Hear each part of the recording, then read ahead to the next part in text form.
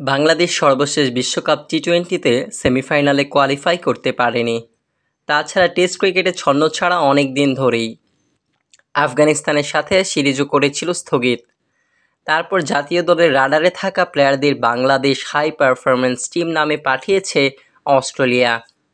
সেখানে পাকিস্তান শাহিনসের সঙ্গে 4 দিনের 2টি ম্যাচ খেলে জিতেছে একটায় আর হেরেছে একটিতে।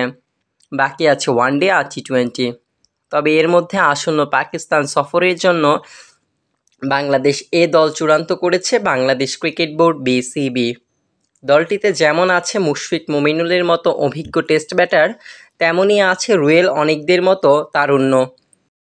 এই দলে আছেন মাহমুদুল হাসান জয়, জাকির হাসান, এনামুল হক বিজয়, মুমিনুল হক সৌরভ, মুশফিকুর রহিম, শাহাদাত হোসেন দীপু, মোসাদ্দিক হোসেন সৈকত, মাহিদুল ইসলাম অঙ্কন, নাঈম হাসান, হাসান মুরাদ, তানভীর ইসলাম, হাসান মাহমুদ, তানজিম হাসান সাকিব, রেজাউর রহমান রাজা এবং রুয়েল মিয়া।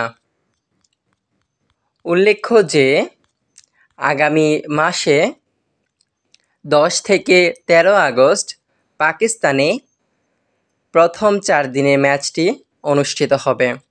তারপর দ্বিতীয় 4 দিনের ম্যাচ 17 থেকে 20 আগস্ট। 21 আগস্ট থেকে শুরু হবে বাংলাদেশ জাতীয় দলের পাকিস্তান সফরের প্রথম ম্যাচ।